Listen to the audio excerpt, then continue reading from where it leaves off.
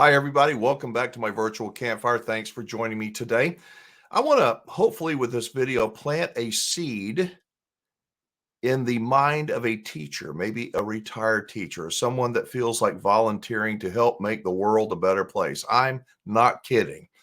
In the next few minutes, I'm going to share a story with you, and hopefully it will resonate. Many of you watching this channel are campers and RVers, and I'm sure you've seen how over the years, campers have changed. The atmosphere in campgrounds have changed, and not for the better. The amenities may be nice, but the people, there's something going on. It's not just in campgrounds, but I think it's endemic. It's pretty much everywhere.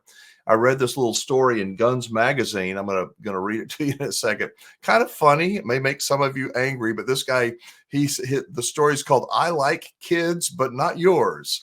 It was written by Brent Wheat, and so Brent is a camper, and this is sort of his 10, what does he call them? 10 rules of campground etiquette. So bear with me on this, and then I'm going to tell you my personal story. Number one, the outdoors is not a giant motel room intended for fraternity-like beer bashes. No kidding. The sounds of nature are vastly preferable to the Rolling Stones blaring at daybreak over a 500,000-watt speaker system, apparently stolen from the Indianapolis Motor Speedway. 3, the burning of picnic tables, trail markers, and wet cardboard food containers produce noxious fumes, casting a pall over the campground similar to Mexico City in August. Here's a tip: buy wood from the campground host. Did these things happen years ago at the frequency, at the rate that they're happening today? I think not. Along the same lines, if the air temperature is so high and birds are bursting into flame while in flight, and nuns are openly cursing like sailors, do you really need a campfire? 5, I like children, but not yours. Please keep the little miscreants in your own area unless otherwise invited. If you arrive late, attempt to set up as unobtrusively as possible. Lying awake last week, we could not decide whether our neighbor was pitching camp or conducting a new symphonic opus titled 4 Movements for Trash Can Lid, Hammer, and Loud Voices. Dogs add spice to camping, as in, ooh, what's on the bottom of your shoe? 8, have I mentioned the Rolling Stones at 6 a.m.? 9, a man who's, he's talking about me, a man whose stomach resembles a bucket of drywall spackle should wear a shirt in public. It goes without saying. Shorts should be kept pulled up while squatting during campsite chores. Remember, crack kills. Stealing picnic tables is a capital offense. So some of these are funny, but there's a thread of truth to this, isn't there? Things have changed over the years, and campground etiquette seems to be an important issue, more so than ever. But where does it begin? Seriously, where does it begin? I was a Boy Scout, and one of the things, the Scout law, for the Boy Scouts out there, if you weren't a Boy Scout, it was wonderful. Wonderful to be a Scout back then. I don't know what it's like now. Don't want to get into the political correctness, etc. But the Scout law was pretty basic.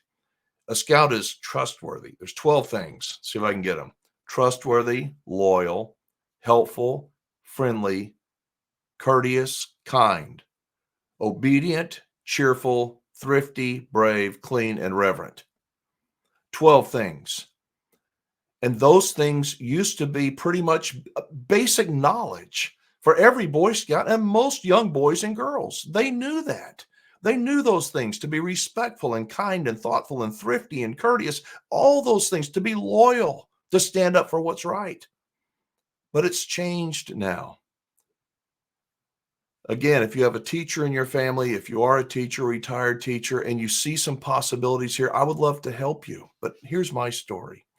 I'm a lifelong RVer and outdoorsman. I've fished, I've hunted, I've RV'd and camped ever since before I could probably talk.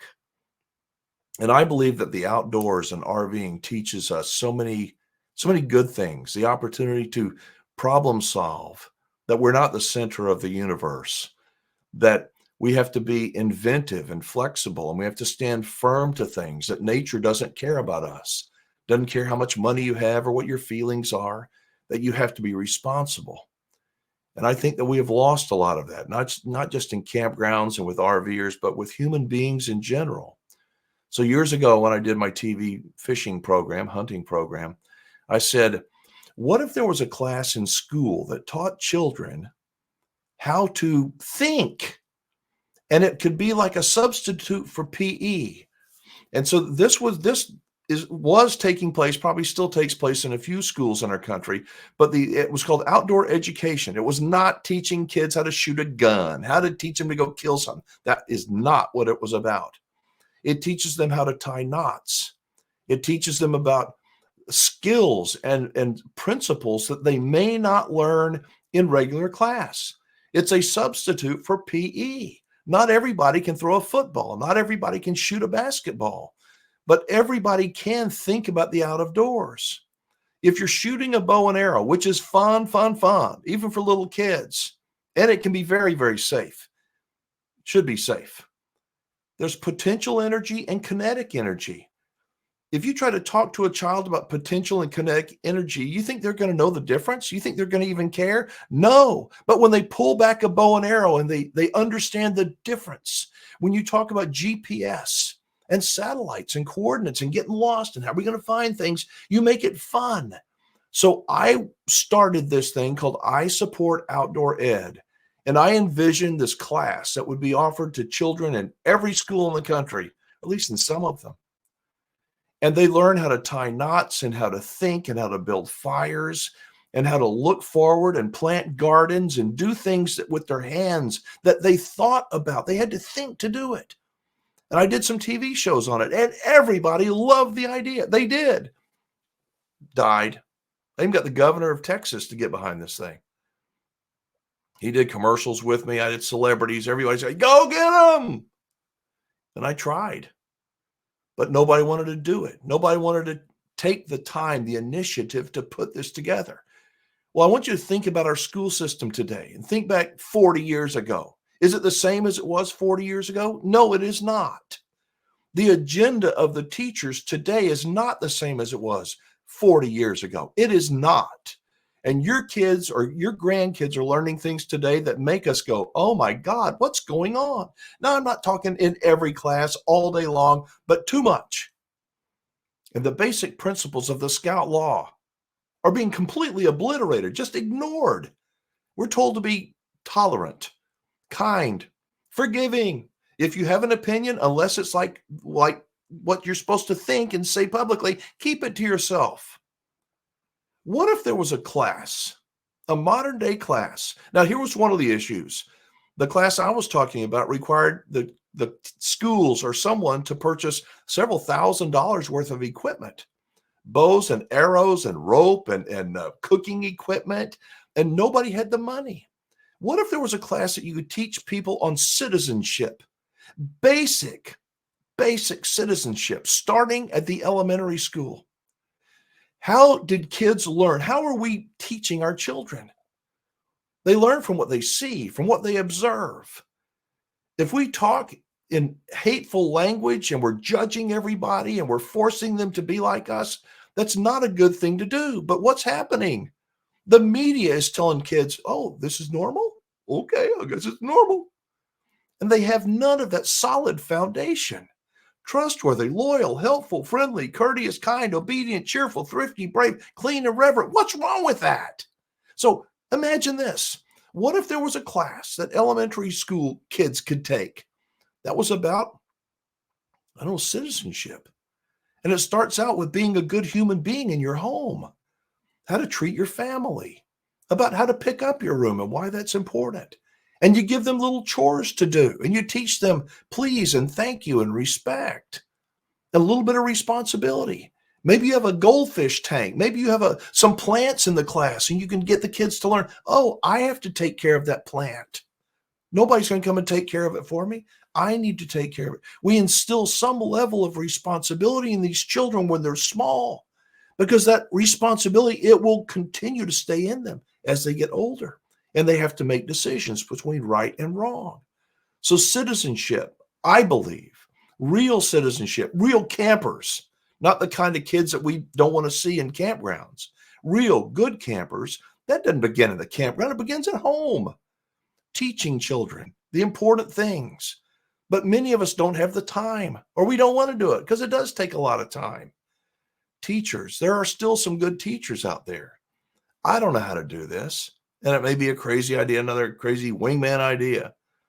But I believe that if we could just get back to the basics of teaching kids right and wrong and be truthful and humble and have a sense of pride without being arrogant, to defend people that needed to be defended, support the things you believe in, stand up for what you believe in, maybe do something, this is really crazy, maybe say the Pledge of Allegiance.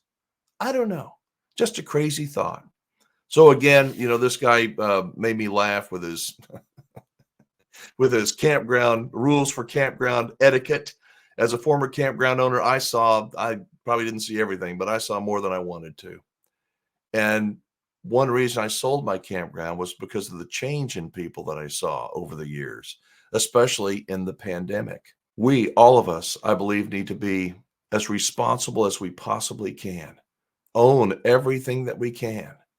We don't want to be stepping on other people's boundaries. We want to respect them. But it starts in the home.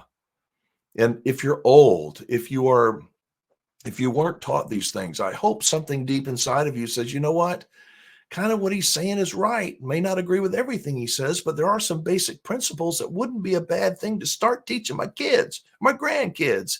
And you don't teach it by yelling at them. You teach it by leading by example. What's the question? Why do we do what we do when we know what we know? I believe some of the things I'm talking about today are true. I know, I believe that some of them are true. Maybe all of them are true. So why don't we do anything about it? It's that four-letter word TIME. If you have TIME and you want to see something develop of this, it doesn't have to be in the schools. I think it should be, because there are millions of children out there that have no moral compass or any kind of a direction in life at all, and they're looking for one. So let me know what you thought about today's video. I know it has not very much to do with camping and RVing, but I believe everything to do about life. I thank you for spending time with me around this virtual campfire. I read every single comment. I get back to as many people who email me and leave voicemails for me as possible. And I'm not a lawyer. I'm not a financial advisor. I'm not always right, but I am always honest. I will never knowingly lie, and I will never try to lead you astray. My agenda is to try to help make this place a little bit better. And it starts right here.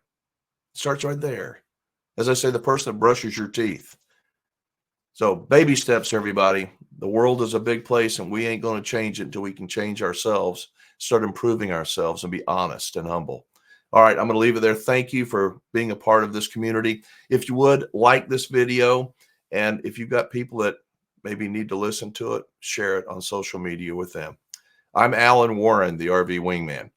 Be safe, have fun, play nice, and don't leave your good manners at home. Bye-bye, everybody.